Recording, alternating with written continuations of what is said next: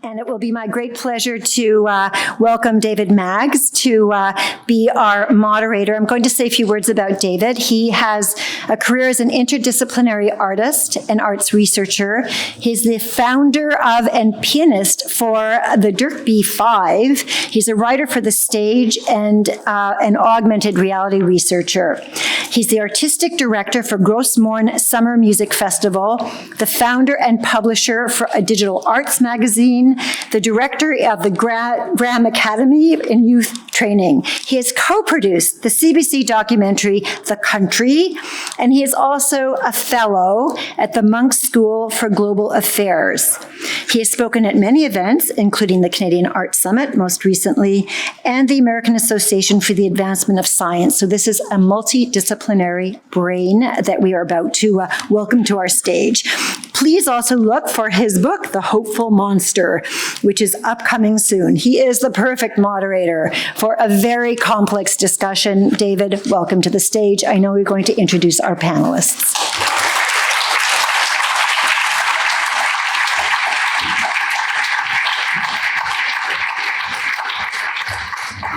Thank you very much, Sarah. I appreciate that. Welcome very much. And thank you, Claire, and thank you, Sandy, for hosting this event. And what an incredible room to see the kind of turnout for this problem or question or opportunity. I think I got asked to do this because I thought I was the person in the country who loved the question of art and social impact more than anyone alive. And that may still be true, but I'm just so heartened to see that there's about 300 other people who gave up a beautiful afternoon to be with us today. I'm here to invite a brilliant reflecting pool to the stage, a panel that will discuss these issues in collaboration with Geoffrey on this. So please join me at the stage panel. Gaëtane Verna is the director of the Power Plant Contemporary Art Gallery here in Toronto. She previously served as the executive director and chief curator at the Musée d'Art de Joliette in Lanaudière, Quebec, the curator of the Foreman Art Gallery at Bishop's University, where she also taught art history. In 2018, Verna was presented with the insignia of the Order of Arts and Letters by the Cultural Service of the Embassy of France in Canada. Welcome, welcome, Gaëtane.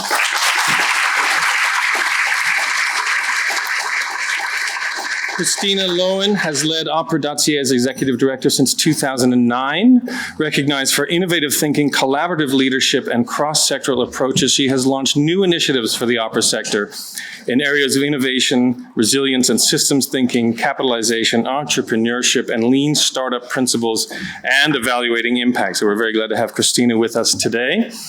Barry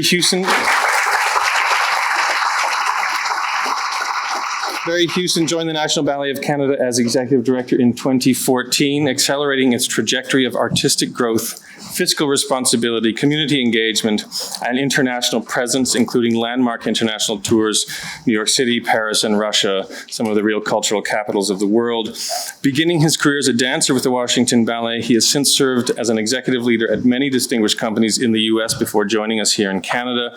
In 2018, he joined the Equity Project, a 3-year initiative to address racial diversity in ballet, and is serving on the coordinating committee for respectful workplaces in the arts. Welcome, Barry.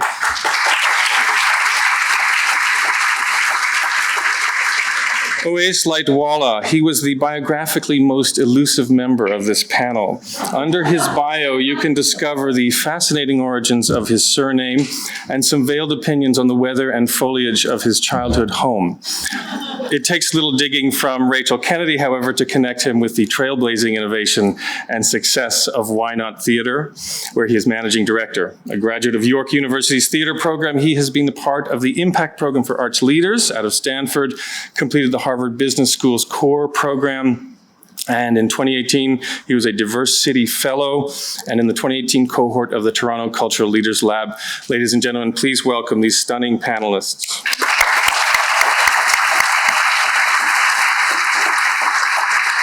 Geoffrey, yes, I didn't think you were going to leave, so please come up and join us. When to come and when to leave, those are the real crucial things about this. No one told me. Yeah, that's right. We wanted to see you improvise a little bit. You did better choreo. That's right. Yeah, there are probably some wonderful choreographers in the room. I'd like to start with just a gut check question. With a panel, when we ask you about social impact in the arts, what is the gut reaction for everyone? Does that feel like it's an unfair question to ask? Do we sort of salivate and say that's a great question, I can't wait to talk about it? Do we feel like that might be the wrong question in some way? How do you hear that question right now? Can we let this go? Okay. I think it's a question that I'm always thinking on a daily basis as I run a non-for-profit institution that receives multi-level layers of funding from the private sector to the public sector, and that I feel I'm always questioning: are we relevant to the public that we with all our heart try to serve? And how do we deal with the fact that some of the things that we really believe in might never touch a segment of the population, and whether that is good enough to know that, when I lived in Joliette, I had a very close relationship with the mayor of the city of Joliette, and he would always tell me that if he had to do a survey about whether we should have a museum or a hockey ring, that most people would say yes to a hockey ring. He thought the opposite. He thought that he just said this to me so that I could always think of how relevant I was to different people. And for myself, it's always been this notion that within a city, we should have both. We should have people that can go to hockey and people that can go to see the arts. And it's not necessarily about the number, but at least providing the services to both and not to put them in jeopardy, one or the other. But that as a director of an institution, I must always think of how relevant I am. So it is a question that I'm constantly grappling with without a finite answer. Christina? I've been long preoccupied by this notion of how the arts, in particular the not-for-profit arts, fulfill our social contract. So when we say that we are charities and we are part of the social contract because we are of public good or civic good or however you want to describe it, I'm always struck by how ill-equipped we are to describe that. How do we actually contribute to social good, and what are the tools and languages that we have to describe that? And I've always found that very lacking. So I'm very much looking forward to that conversation. It's something that we've been developing at Opera.ca, is a kind of framework and a language for talking about how opera contributes to civic impact. We now actually have a framework that we're going to be announcing we were supposed to announce it last week, but we're not quite there yet. So probably in about a week or two, we'll be able to finalize it. And it really does provide a roadmap and a common vocabulary that the entire opera sector has articulated. So it's not something that is coming from top down. It's very much a ground up kind of process. And now it's time for us to actually start populating this framework now and being able to use that tool to talk about the impact that we've been having. So I'm very excited. Mm-hmm. Okay. First of all, thank you for inviting me to be part of this panel. I have to say, I'm really grateful to have the space for the conversation, because I think that for those of us who run larger institutions, creating the space for these conversations is really important, and I think it's an important role that funders can play in allowing this conversation to unfold.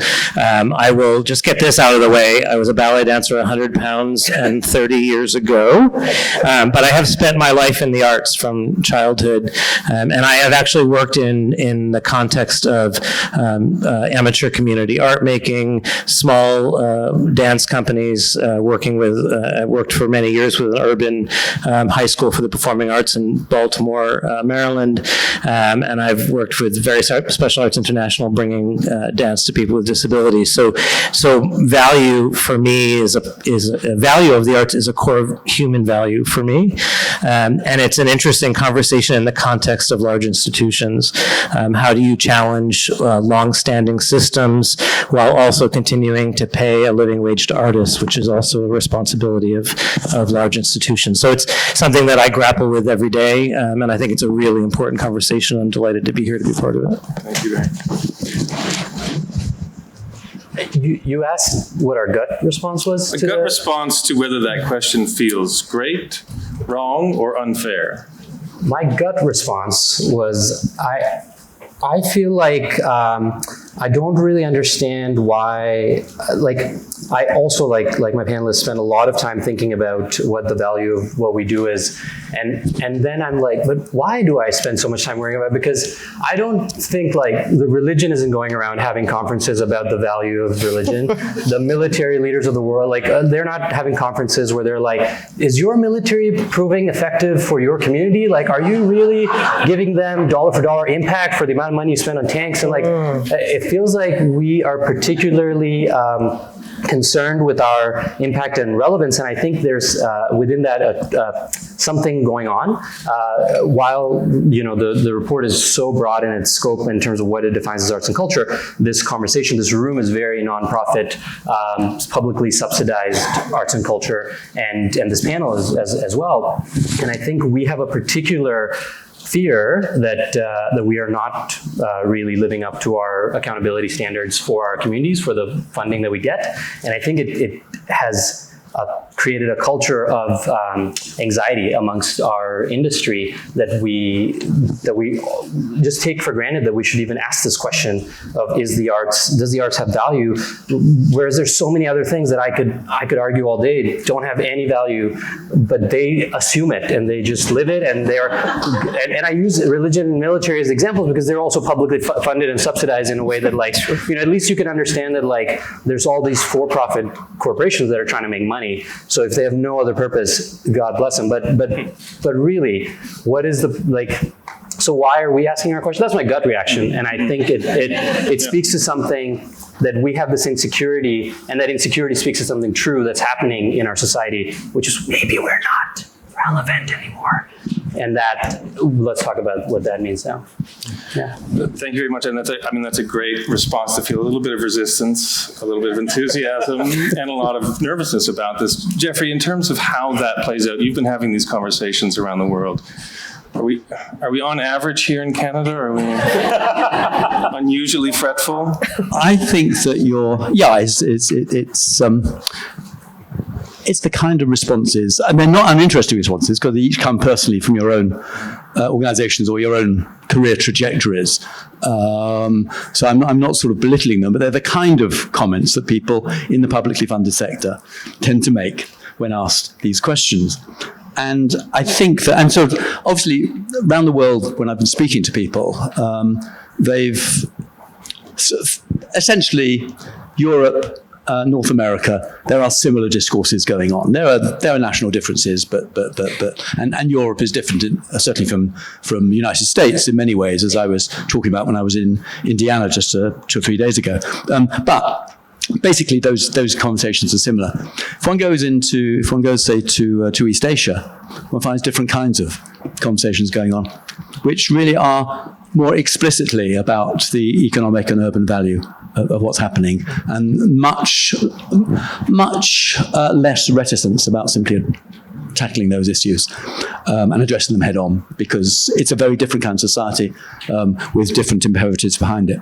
But can I just add a comment or two from what's been said, David? Is that allowed? Yes, absolutely. I don't want to come back on everything that's been said, but there are, because so much of it was interesting, but there are 2 points that I want to make. One of them about the military. I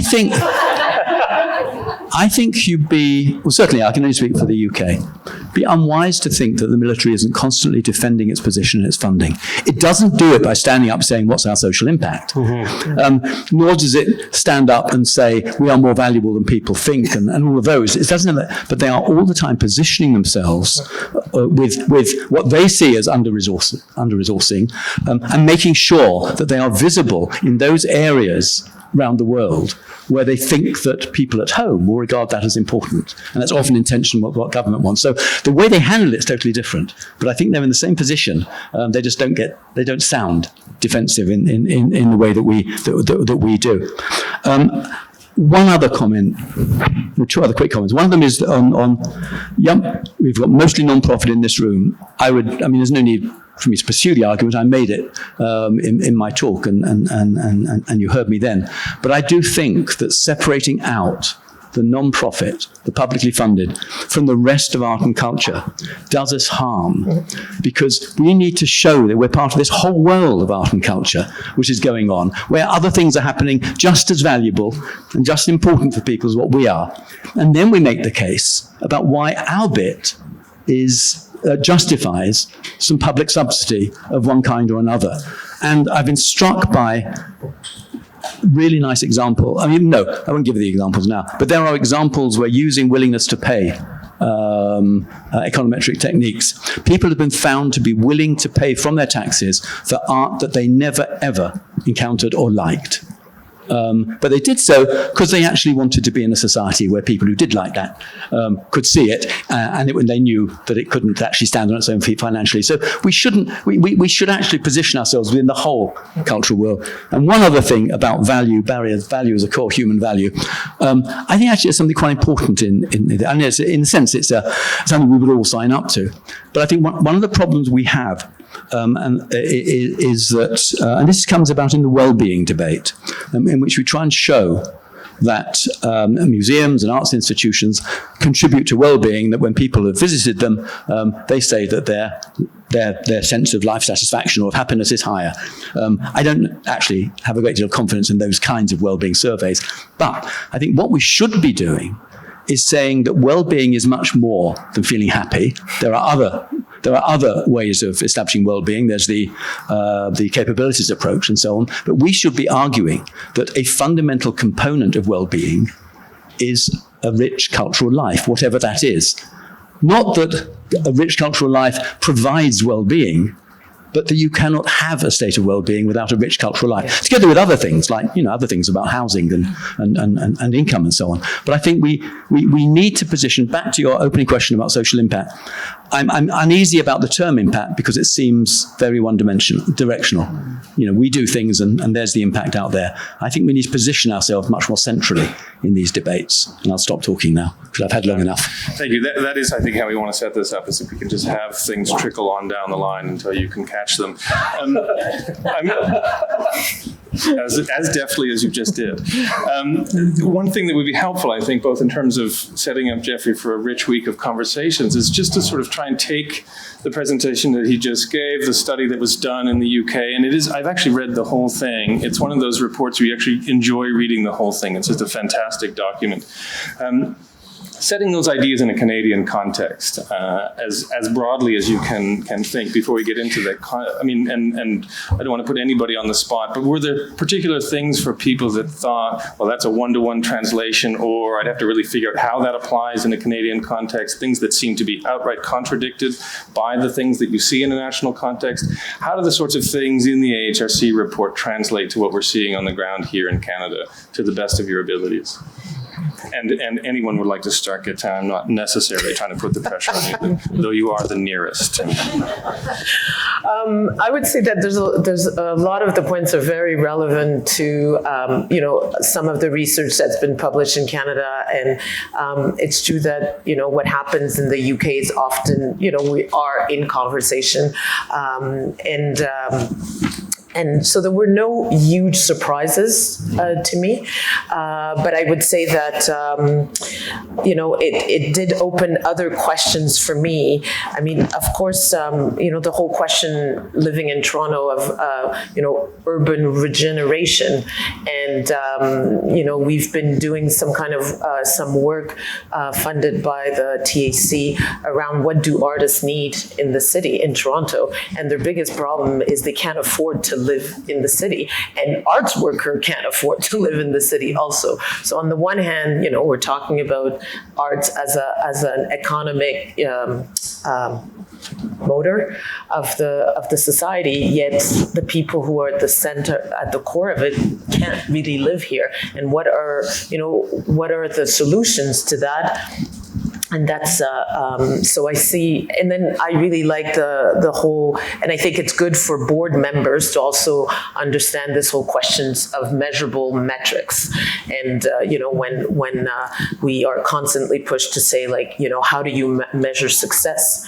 And is success just by numbers or by revenue and we have to, because we have to answer to these questions. How do we use such a survey and such information to actually inform our board members, our staff also, to evaluate their performance on different levels that are as valuable, but understanding how both function together and speak to each other in order to shape something that is specific to our own individual organization. Because you can't, take an example, I can't evaluate the performance of the power plant next to the performance of the National Ballet. We're two different organizations, different sizes, different budgets. And too often, whether it's, I would say, private donors or even audiences, they're like always comparing whether, the ballet is more important than the visual arts.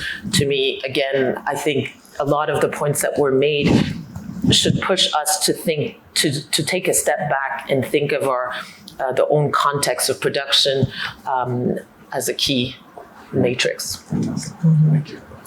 Yeah, I agree with you. There's, the Canadian context, or maybe I might even speak a little bit about the North American context. I've been noticing a lot of framework building going on. Like just looking at, we're about to announce our Opera Civic Impact Framework. When we first started developing this, Animating Democracy came out with their Social Impact Explorer. Everyone's familiar with aesthetic perspectives. And that's just, the Canada Council for the Arts has their own impact framework as well that they're developing. And now we're just talking about the arts, but, when you look at what some of the not-for-profit community indicator frameworks are, there's, the Canadian Index of Wellbeing. We just wrote a digital strategy grant for the Canada Council to sort of try to activate and make our framework a very useful tool. And that introduced me to, the United Nations sustainability goals, right? And so I'm thinking to myself, there's an awful lot of frameworks out there. What are we building towards? Are we looking to seek some kind of common standard measurement for the arts sector? And if we are, is that measure something that we're going to try to integrate with our community partners who are also measuring using completely different frameworks? So I think we have to talk a little bit about standardization, and if that's one of our goals. And if it's not, just recognize the fact that, when we build these frameworks, we really have to take into consideration what exists already and how these frameworks might talk to each other. So interoperability, I think, becomes a key concern. Yeah, standardization is, I think, impossible. I think that it's how we've historically gotten ourselves in trouble in the past. We continue, no matter what we're trying to measure, we're continually trying to get everyone to fit in the same box. And, the cultural ecosystem is an ecosystem, and we all have a role to play within that ecosystem. And I sort of bristle at the idea of more standardization.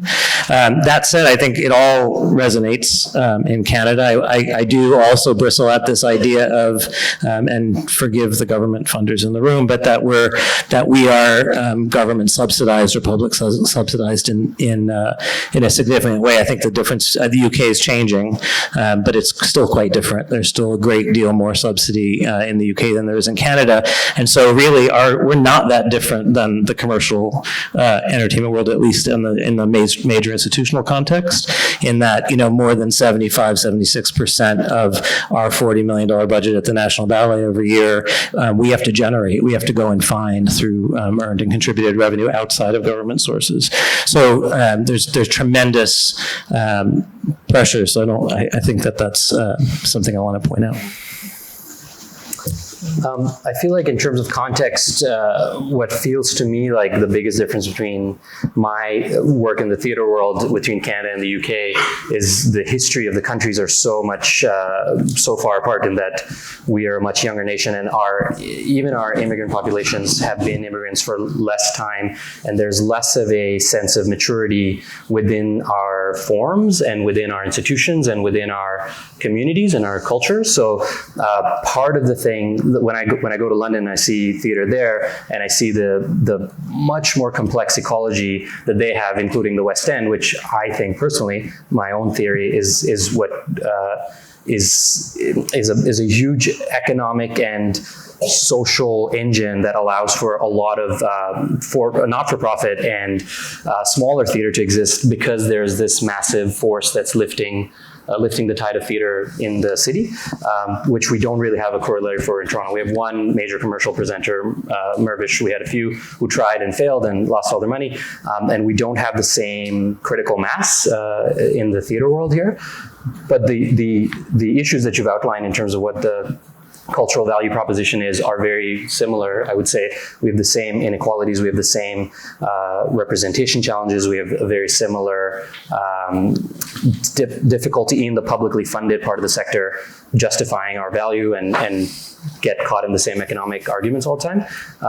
But at the same time, we don't even have, I feel like here's not even the same level of community engagement with our larger constituent base as they do in the UK, because there's just a longer history of the existence of culture there and the existence of a British culture that you can take pride in and own as your own.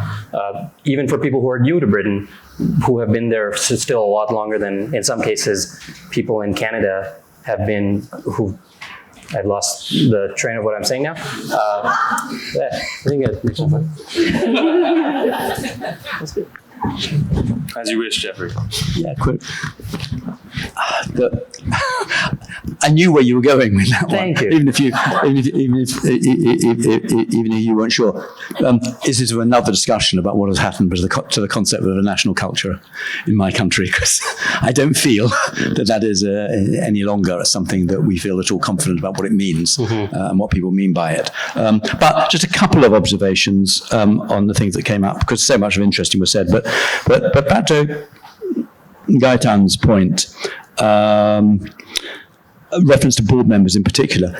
One of the things that I think board members need to do is to be much more demanding about what they want the achievements of their organisation to be, and that it's the job of the organisation and the artistic directors of it to make them more demanding. And by more demanding, I mean to actually be demanding about the outcomes of the artistic activity, the social, the community, in the wider outcomes, rather than asking primarily for fairly standardized data that shows that the organization has been successful in those terms. And I'm not blaming board members for this, because I don't think they're helped necessarily to do it.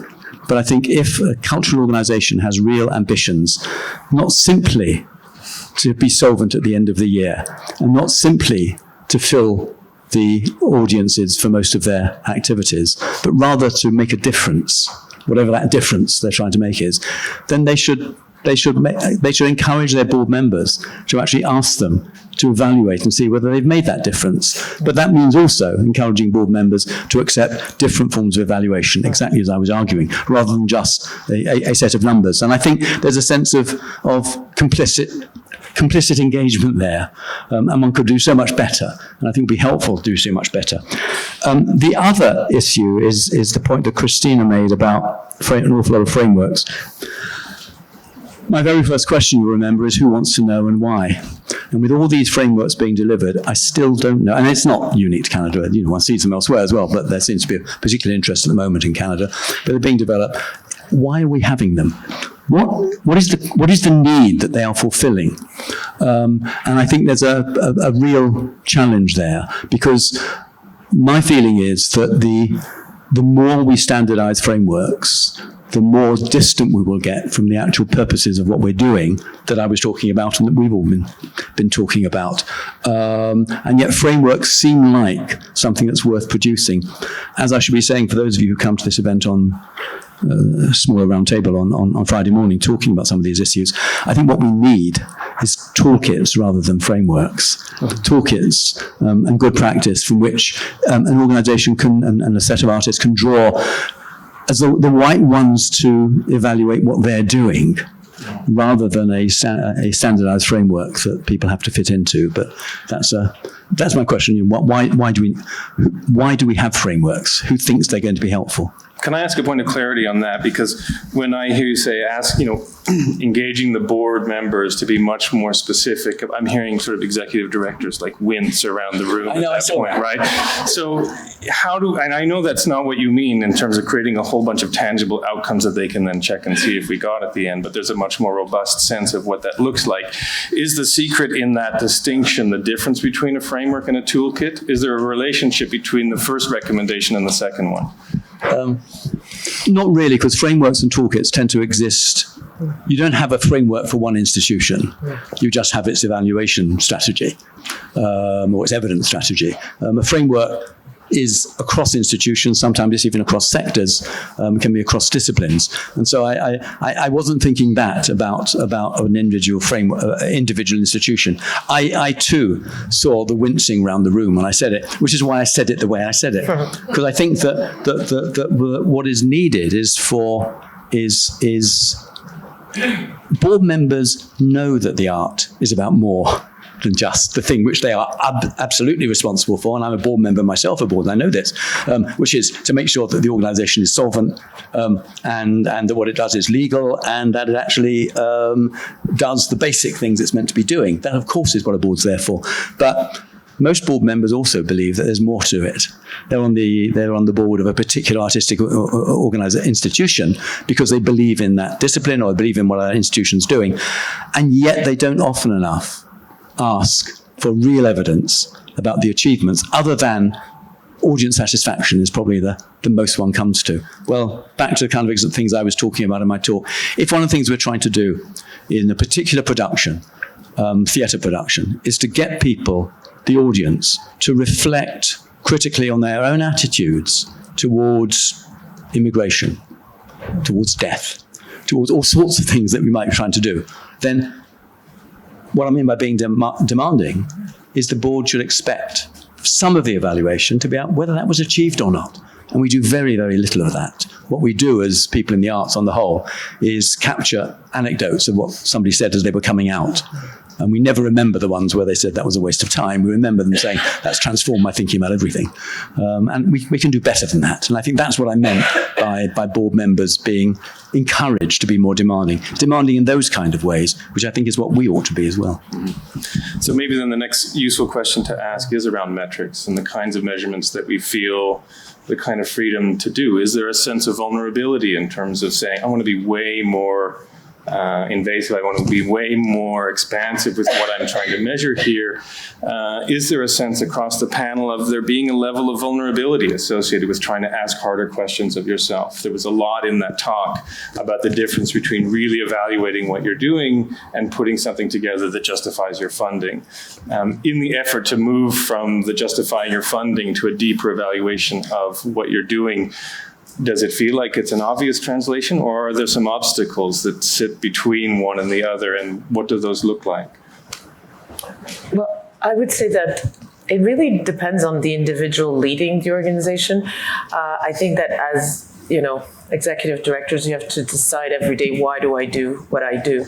And then you have to do it the way you want to do it, which is what, we've been trying to do at the Power Plant, which is as an institution from the first time I set foot in there when I was hired, I told my CEO, I don't want to be the only one. And he looked at me, I said, look at me, I don't want to be the only one sitting at the table. So it's a process that I decided from the get-go. And then you build the blocks of what it is that, the people that sit around the table, which means your staff, your board, in the activity ways that you do, you kind of, we decided that we wanted to be an institution that was integrating a large part of the population, but it is scary to, at one point, think of being culturally diverse, which is what we are, and we're proud to be that. And then to say, and this comes from the board in a very engaged and empathetic way, that like, oh my God, people don't know the power plant. And they say it not because they feel that I'm failing. They're like, what do we need to do so that more people know you? And so then, once you achieve balanced budget, now they're all going, all right, we need to invest more in marketing and communication, which in our country, sometimes when you receive grants, you always feel bad about putting more money in marketing and communication because it feels like you're just wasting money. Even though if we want people to come to a gallery, you actually need to tell them that you exist. And it's not a given that they know you exist. So even if you do the best program, and if people from Paris will know the power plant, the cab drivers don't know the power plant. And that's my metric, knowing that we're not integrated into a larger community because people don't know where we are. So I think that having said this, it is about having, as Geoffrey said, having these honest conversations with the board to understand together where we're at and how one can grow and say, well, now we've achieved one level, what's the next level for the organization? And that next level is not necessarily building an extra wing to the power plant. Maybe the next level is we, luckily, and we're very thankful, we received this grant from Trillium to do a program where we were diversifying accessibility program, and a very, some really small program with, as part of this whole thing, March of Dimes, which is an organization, and our impact in working with them is very small in numbers. And I was very touched by the fact that our treasurer, who's all about money, said, you know what, you really need to bring this to the board so that the board understands how this program, you are growing the organization, maybe not in number, but in the quality of your approach to that small group. So that's not the sexiest activity to do, but it has an impact on a very small population, and that's what you have chosen to do as an organization. So I think it's really for us executive directors working with, again, when I say the board, I also think of our staff. They also need to understand, the goals that we put out. And yes, it's scary because in our 3-year plan now, I've said that we would try to achieve 100,000 visitors. And I'm going, how am I going to find those 40,000 people to come? And then will my success be only on the 100,000 that it's taken me 7 years to agree to put a number? Because I never wanted to put a number. But then, that becomes a point where maybe if everybody's honest about the possibilities and where the investment needs to come, then you do put a number because you need to reach something. It can't just be like, yes, we'll have more people, but how many more? Is 5%, 10% more? So. Thank you, Gaëtane. So in reading Geoffrey's report, I was struck by two things which seem kind of in opposition to each other. One, that, as an arts and cultural sector, we need to engage in more evaluation, and yet also how there is that the current methods of evaluation are very much lacking in rigor and quality, right? And so, I want to talk a little bit about evaluative capacity, because as arts organizations, our core business is not evaluation. Our core business is art making, and the evaluation, this is a very big subject matter. There's so many different kinds of evaluation. And if we're expected to be better at this and do better, we have to talk about how we're going to become better. This is, even simple forms of evaluation can be quite taxing on an arts organization. And I think that, the way that we've been approaching evaluation has been very much from an evaluation 101 kind of standpoint, when what we really need is, evaluation 5 501 or 601, like higher and higher levels of evaluation. And so, it's one of the questions that comes to mind is, how do we get better?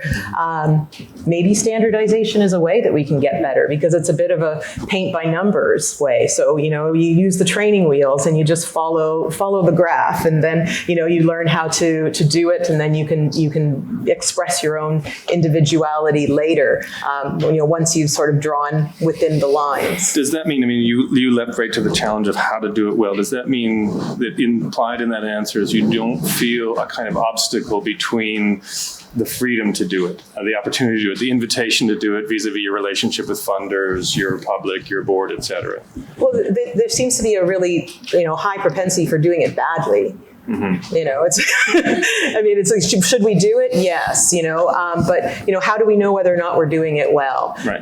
So I'm sitting up here and I'm saying we have an Opera Civic Impact Framework. Isn't that great? And then I read Geoffrey's report and I thought, we're not really controlling against anything. Right? Like, I can see giant gaps in what we've created. And so now I think about this and I think, is that good enough? And, or is it just good enough to start somewhere? Thank you. Eric? I've been thinking about the board thing. Thinking a lot about that.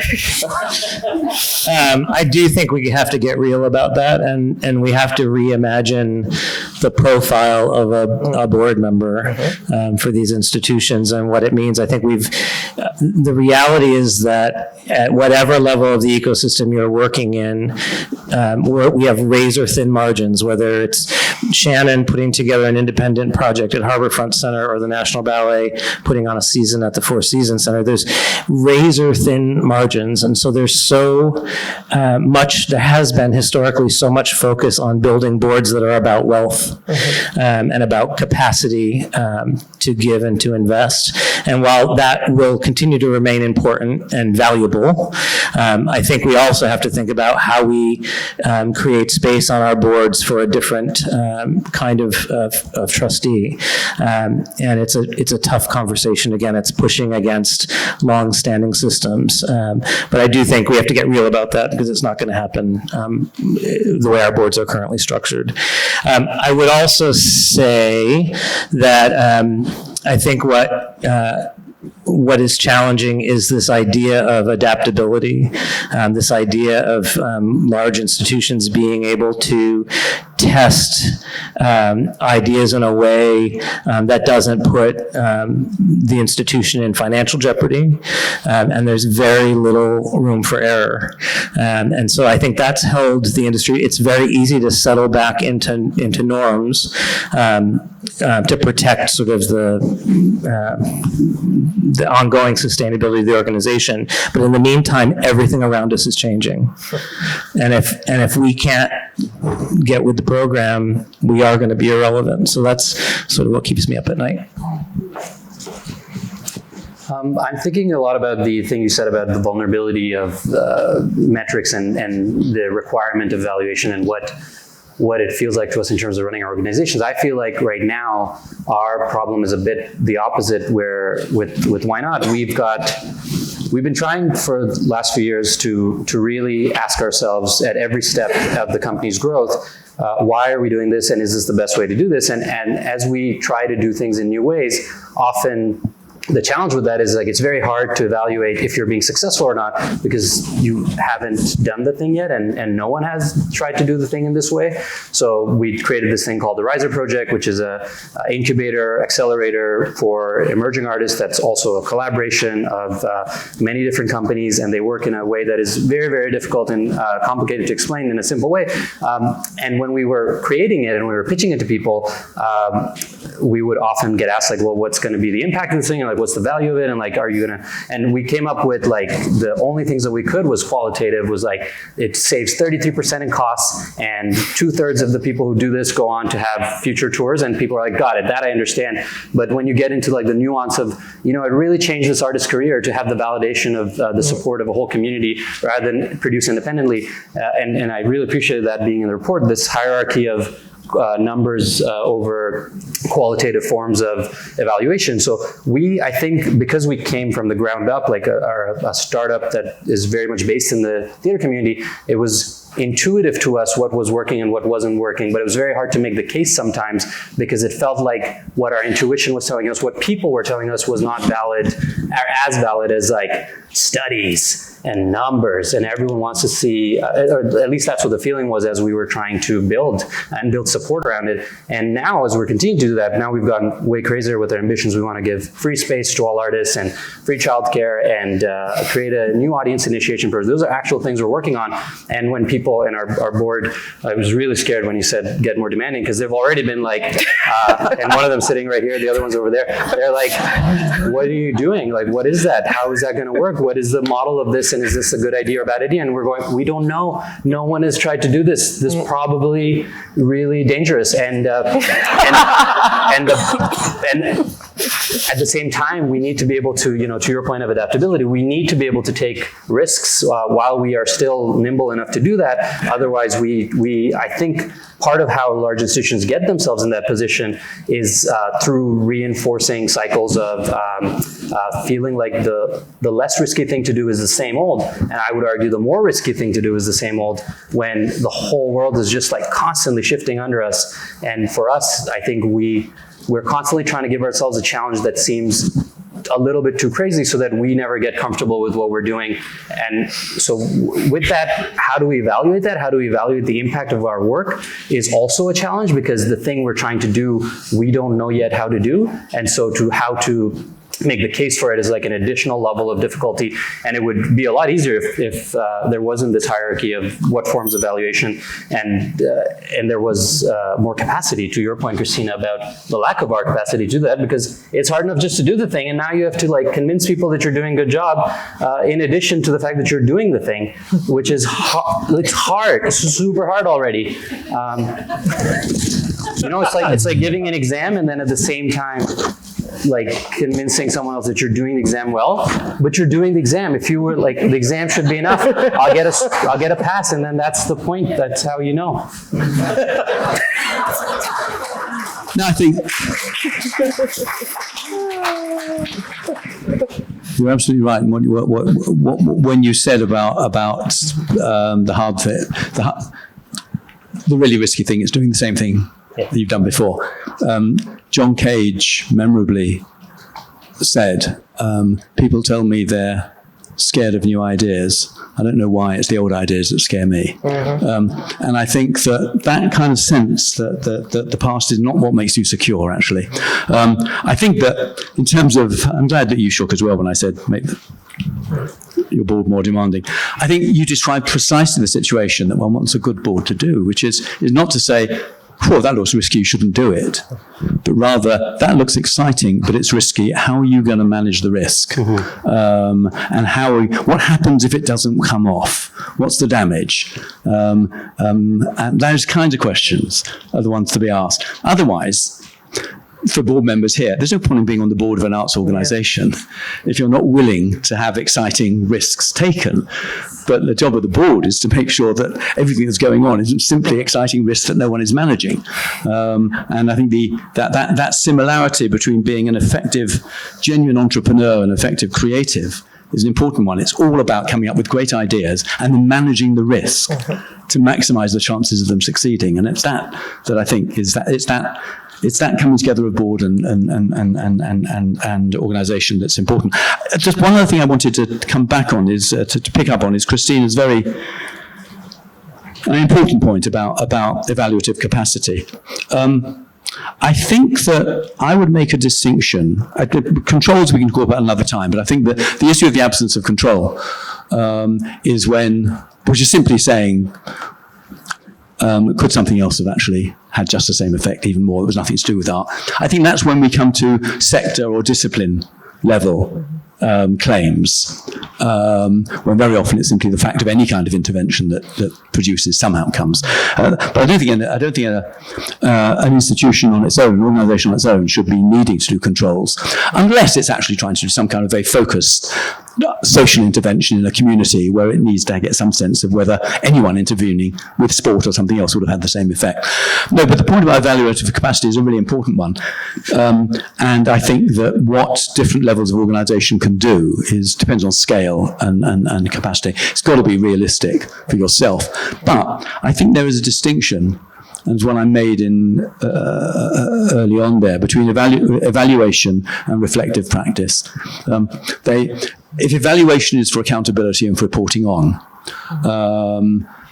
what any organisation should be wanting to do is reflective practice. Artists, directors, creative directors, and so on, and the organisation as a whole, wanting to know whether what it's been doing has been effective in what it was trying to achieve.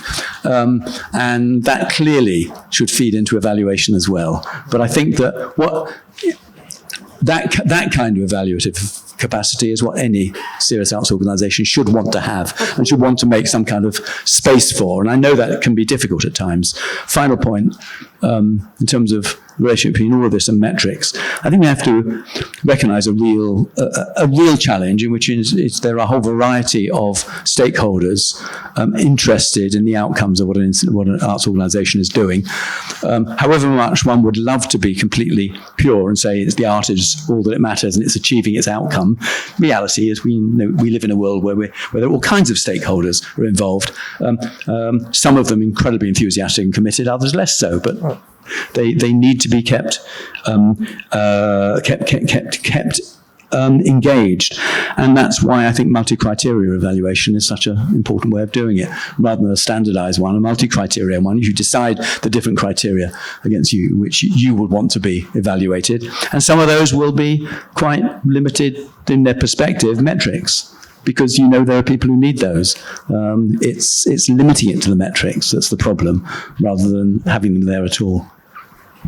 Terrific. Well, that's our time at this point, so I need to thank our panel and thank Professor Crossick for taking us from the pressures around arts and social impact to a much more inviting relationship between art and social value, and I think a really, really rigorous exploration of what that actually looks like in practice.